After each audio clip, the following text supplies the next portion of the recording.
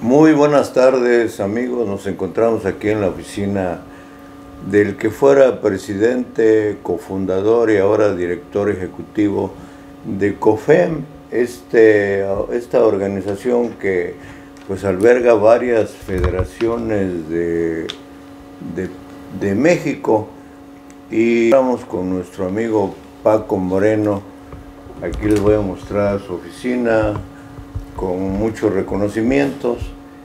Y Paco, buen día. Me gustaría que nos comentaras, tú como líder, activista y ahora director ejecutivo de esta confederación, ¿qué opinas de este tipo de redadas que arremete el gobierno federal en contra de nuestros paisanos? ¿Se están respetando los derechos humanos de nuestros hermanos migrantes? Bueno, antes que nada, muchas gracias, Carlos, por esta entrevista y para quien la vaya a ver o la vaya a escuchar. Nosotros estamos aquí situados en la Placita Olvera ya por 17 años, nuestra oficina aquí en el edificio Vizcaluz del pueblo, que es como se llama. Aquí es el nacimiento de los Ángeles, aquí nació Los Ángeles, ¿verdad? Entonces es importante este lugar, es icónico, la placita, el kiosco, y es icónico porque aquí también a menos de 100 metros está el edificio federal, que es donde está detenidos, pues llega la detención primaria se hace aquí con las personas que no tienen documentos, y también están las cortes de inmigración. Y es por eso que el día 6 de junio del 2025, cuando empezó todo esto de las redadas, pues fue una revolución increíble. Fue un movimiento tremendo. Nosotros lo empezamos a vivir aquí cuando empezaron a llegar cientos y miles de personas a empezar a reclamar lo que estaba pasando. Estábamos viendo en la televisión, hasta una televisión nos trajimos porque estábamos impresionados de los operativos que estaba haciendo ICE aquí en Los Ángeles, en diferentes, como unas guerrillas, vámonos diciendo. Llegaron a diferentes ciudades, atacaron en Paramount, atacaron en Huntington Park, atacaron en Downey, que es donde yo vivo, atacaron en diferentes lugares, así, llegaban como avispas, chun, chun, chun. Y eso, pues los medios de comunicación empezaron a transmitir, había helicópteros como si estuviéramos en guerra. Entonces, fue un día muy, muy, muy tremendo esa semana, esos días y semanas después del 6 de junio. ¿Y cómo vimos? ¿Qué es lo que vimos nosotros? Vimos, hagan de cuenta como que ICE o la policía de inmigración llegaba con muchísimo exceso de violencia, sin una orden de arresto, sin una orden de deportación, sin nada de nada, simplemente por el perfil racial a detener gente. Así como se hizo en otros años anteriores, antes de que yo estuviera aquí, en los 70s, y después hubo otra racia también en los 40s, ¿verdad? Que es cuando expulsaron incluso a mexicanos que nacieron aquí, los expulsaron a México. Pero nos tocó esta del 2025 debido a esa, pues más que nada, a esa amenaza del presidente Donald Trump. Un juramento que él hizo a la gente que votó por él: vamos a limpiar los Estados Unidos de inmigrantes, los inmigrantes son los malos, los inmigrantes son los que traen el cáncer a esta sociedad, somos los narcotraficantes, etcétera, etcétera, etcétera. Entonces con esa narrativa se agarra para decir que los migrantes, y no nada más los mexicanos, en general los latinos que en estos últimos meses hemos sido atacados. No hemos visto, por ejemplo, aquí en la colonia china, que está aquí Chinatown, o en Koreatown, o en Japanese Town, que hayan hecho ahí operativos. Más que nada en lugares totalmente mexicanos, latinos, de mexicanos, Salvador, Guatemala, más que nada. Entonces cuando empezó todo esto, dijimos, pues, ¿qué está pasando? ¿Cómo es posible que esté pasando esto? Jamás pensamos que esto fuera a suceder en la vida. Yo pensé, pues eso ya cosa del pasado. Los Ángeles es una ciudad santuario, California es un estado santuario. Entonces, pues doblemente nos atacaron. Y más que nada, ya estamos ahora ya en septiembre, unos meses, junio, julio, agosto, septiembre, 3 meses casi de que sucedió todo eso, un poquito más de 3 meses, de que todo fue una planeación directamente desde el gobierno federal a atacar a una ciudad, a un estado santuario, para que vean que Trump es el que manda, para que vean que el gobierno federal es el que pone las reglas, para que vean que esto de su santuario vale para pura fregada, porque él así lo ve, y así es como él habla en inglés, obviamente, ¿verdad?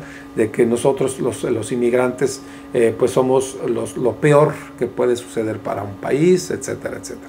Entonces, con este contexto, ¿qué es lo que yo vi? Personalmente, pues yo me bajé, ¿verdad? Pues somos activistas, hemos estado en otras circunstancias, en otros, con las caravanas por el voto, con las caravanas por la reforma migratoria, que viajamos por muchas partes. Yo he estado en momentos muy cruciales con Enrique Morones, nuestro amigo de San Diego, mi gran amigo, que le mando un saludo, en el cual hemos estado en lugares totalmente racistas, como es Orange County. Orange County, aquí pegadito a Los Ángeles, tenemos un lugar de güeros y de otras culturas racistas encontrado a los mexicanos y los latinos.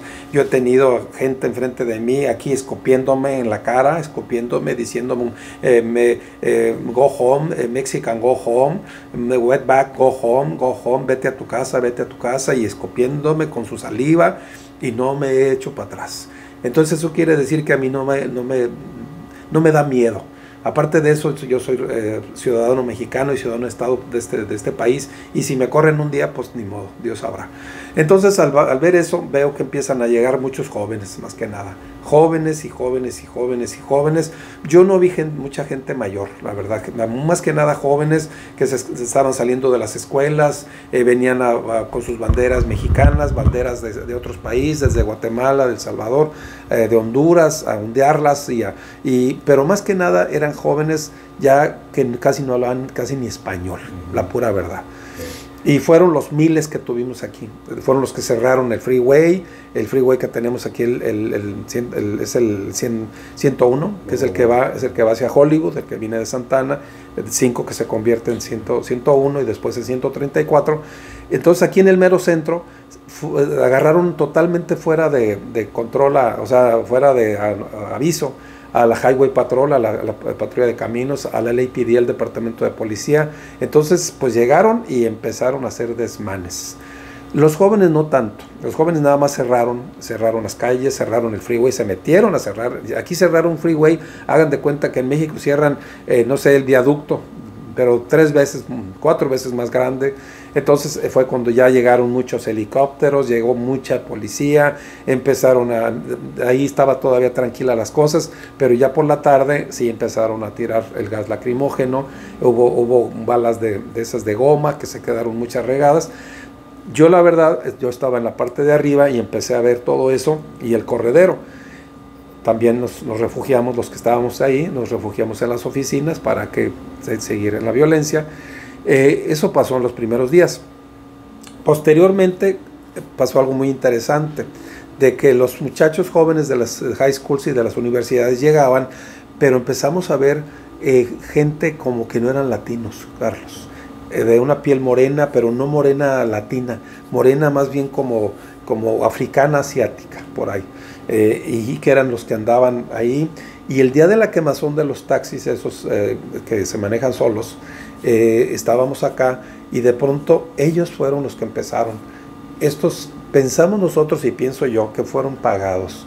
Eran como ya estaban organizados, eran grupos de jóvenes entre los 25 y 35 años, tapados con sus caras, ya venían con gear, o sea, con equipo táctico como de guerra, a hacer desmanes. Y esos fueron los que ocasionaron las pintas aquí alrededor, que nos quebraron vidrios, violentaron la estatua de Antonio Aguilar, que está aquí por muchos años, le arrancaron algunas partes, etcétera, etcétera. Quemaron los carros esos autónomos, esos Waymo que estaban ahí, de pura chiripa no se alcanzaron a salir porque esos carros, como no tienen chofer, no piensan todavía, su cerebro, vieron que los rodeó la gente, entonces ni caminaban ni para atrás ni para adelante. Han tenido chofer y de seguro ahí se lleva 2 o 3, pero se escapa. Pero como son autónomos, entonces ahí se quedaron paraditos y fueron los que quemaron. Podríamos decir entonces que estas tácticas que ahora usa el departamento de ICE, los supuestos agentes federales,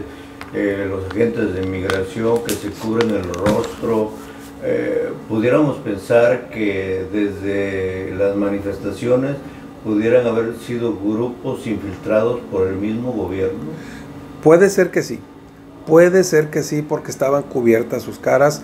Qué casualidad que esa foto que se hizo icónica del muchacho este que está arriba con una bandera mexicana, arriba de un carro que estaba quemando, si ustedes ven su fisionomía, no es latino, no es latino, es de otra raza, pero no es latino. Entonces, claro que nosotros pensamos que fue un grupo de choque que el mismo gobierno envió para decir que fue lo que dijo Donald Trump. Son los malos. Hay una insurrección, hay una revolución y mando a la Guardia Nacional. Ahora, en esta guerra civil, el estado de California, como tú me comentabas en plática anterior, es un estado santuario. Los Ángeles es un estado santuario, con leyes muy diferentes a las que está aplicando el gobierno federal.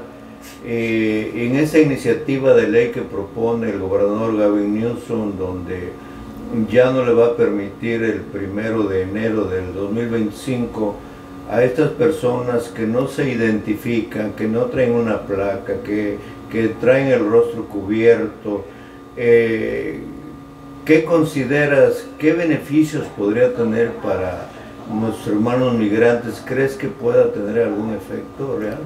Bueno, primero decir que cuando empezó toda esta violencia ya venían cubiertas sus caras, ya traen lentes cubierto acá, su casco, todo como si fuera una guerra, como si estuviéramos en guerra, con armas largas, pistolas, de todo eso. Entonces, lo que causó más sensación es la violencia, cómo tumbar a personas mayores, tirarlas al piso, personas que no estaban oponiéndose al arresto, o simplemente corrían del miedo, taclearlos, tirarlos, esposarlos contra el piso. Imagínense a su papá, a mi mamá, a su abuelito, a su abuelita, a un tío, a una tía, que de pronto, simplemente por no tener documentos en este país, que es una falta administrativa, no es un crimen judicial, vámoslo diciendo de esta manera, se has tratado así peor que un animal, ¿verdad? Entonces fue lo que estuvimos viendo y eso es lo que se está alegando. Por eso el gobernador Newsom ha tenido un encuentro muy grande con el presidente Trump desde el inicio. El gobernador Newsom le dijo: no mandes a la guardia, no es necesario. Trump dijo: no, hay una insurrección, veo cómo se está quemando Los Ángeles, así lo dijo, está incendiándose los edificios. No es cierto, nunca hubo incendio de ninguna propiedad. 3 automóviles o 4 se quemaron, eso fue todo lo que se quemó, y eso utilizó el gobierno federal para decir: hay una revolución, hay una insurrección, mando a la Guardia Civil para que tomen el control. Jamás hubo descontrol de parte del Departamento de Policía y de las autoridades aquí locales. Es por eso que nosotros hemos seguido apoyando primeramente a nuestra mayor, a la mayor Karen Bass, que ahorita se me fue su nombre, Karen Bass, y al gobernador Gavin Newsom, porque vinieron incluso a unas conferencias de prensa.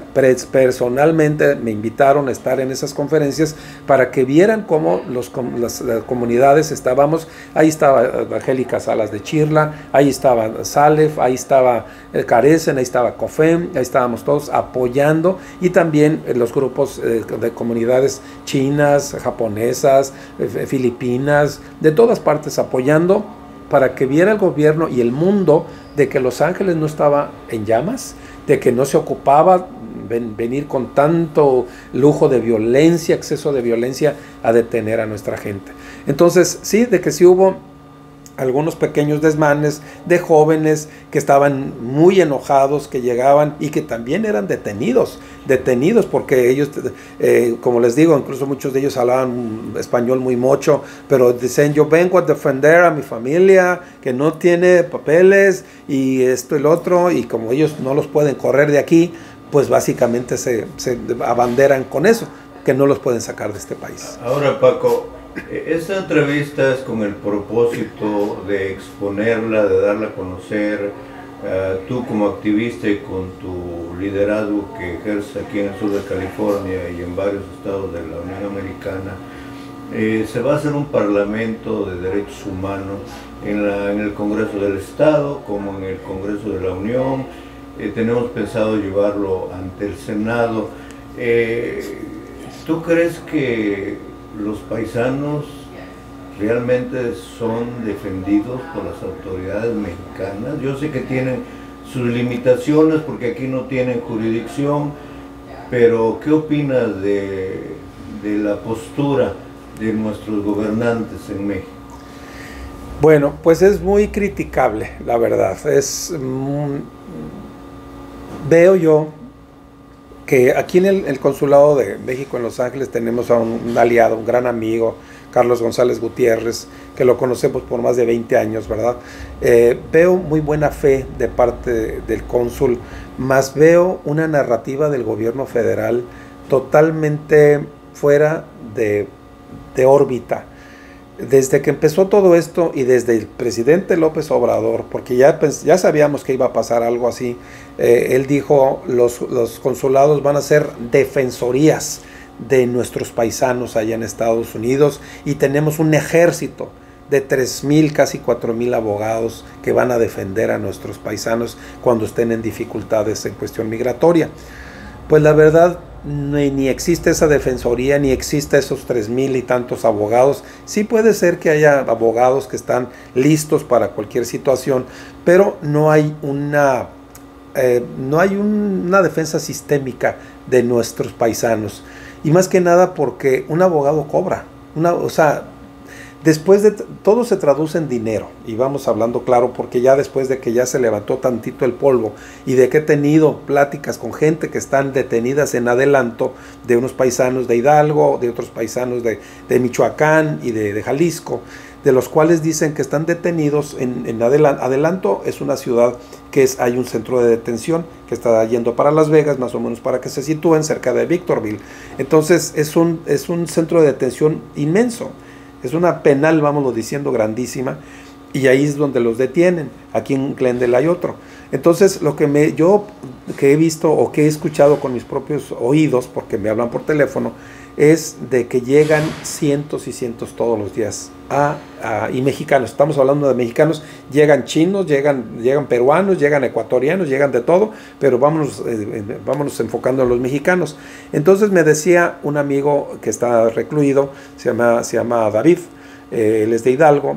Él es un negociante aquí, él tiene negocios, así como muchos, como tú mismo, Carlos, fuiste empresario aquí, empresario, tiene también su pequeño negocio, tiene 2 negocios, entonces él está aguantando ahí adentro, él podría salir bajo fianza. Hay fianzas de $25,000 para que puedas acá pelear tu caso fuera.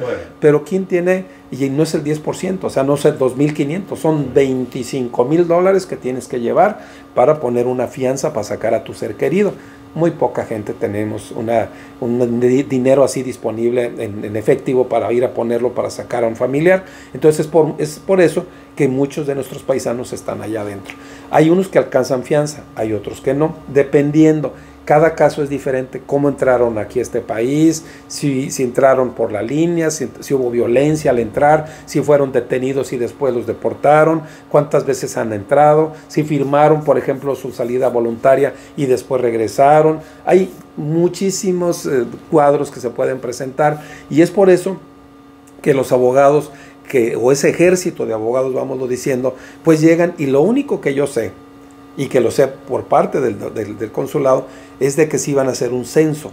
Llegan y a ver, pues cuántos llegaron hoy y de dónde son, y creo que agarran una lista. Bueno, llegó una ficha técnica de quién llegó, desde este es de Puebla, este es de Michoacán, este es de la Ciudad de México, y se hace un reporte.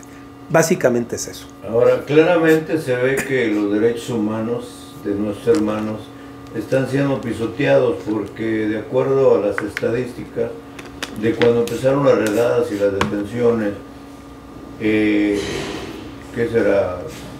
8 meses, han muerto 14 personas, 14 migrantes en centros de detención. ¿Qué opinas sobre esto, Pablo? Es trágico, es muy trágico que paisanos míos, porque ha habido michoacanos que han muerto también, de que queriendo huir de la migra, corriendo, han tenido accidentes, uno cayó en un freeway, otro el cuello se lo torció y se murió. Qué increíble, y lo que más me pesa a mí es de que los agarran trabajando, están trabajando en construcción, en el campo, en restaurantes, en lavacoches, en cualquier lugar donde se ocupa un inmigrante, porque los de aquí no hacen esos trabajos. No están pidiendo dinero en la salida de los freeways como están muchos afroamericanos. Y güeros también, muchos. Ellos han estado trabajando, no los han agarrado delinquiendo, no los han agarrado robando, los agarran trabajando, o sea, eso es lo peor de todo, de que están contribuyendo para su familia, pagan impuestos, todos pagamos impuestos. Cuando compramos aquí el impuesto ahorita es del 10%, en California, la gasolina el 8%, en gasolina simplemente más de la mitad del costo del galón, son impuestos estatales y federales. Por eso está tan cara la gasolina aquí en California, casi $4.50, $5 el galón. De ese galón son 3 litros, más o menos 3 litros y medio, de ahí casi $3 son impuestos, o sea, son taxes. Entonces nosotros estamos contribuyendo a la riqueza, a la economía de este estado, de este país, aunque no tengamos documentos. Ese paisano que está aquí por 20 años, por 30 años, que no arregló su situación migratoria cuando la Simpson Rodino, que yo, por ejemplo, me beneficié porque no creyeron. Muchos de ellos dijeron, pues le voy a dar todos mis datos a la migra y me van a correr. Pero resultó bien y solamente cerca de 2.800.000 en todos los Estados Unidos nos legalizamos, personas que ya estábamos aquí.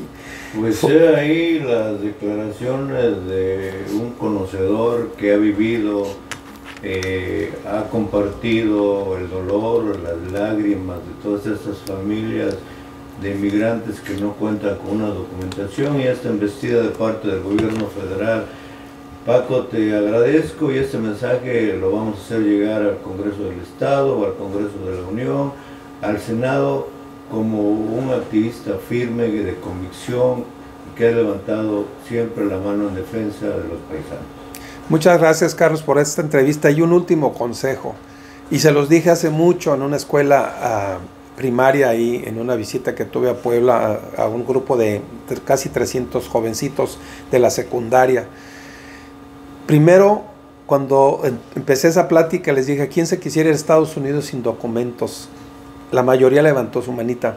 Y después empecé mi plática casi una hora diciéndoles pues todo lo que sufre una persona acá, desde la llegada sin documentos, en pasar por un río, en pasar por un desierto, las muertes, los peligros que existen. Y después de esa hora que les platiqué a estos jovencitos, les dije, ahora sí, ¿quién se quiere ir a Estados Unidos indocumentados? Una o dos manitas se levantaron. Lo mismo les digo ahorita, en este momento. No es el momento para venirse sin documentos a Estados Unidos.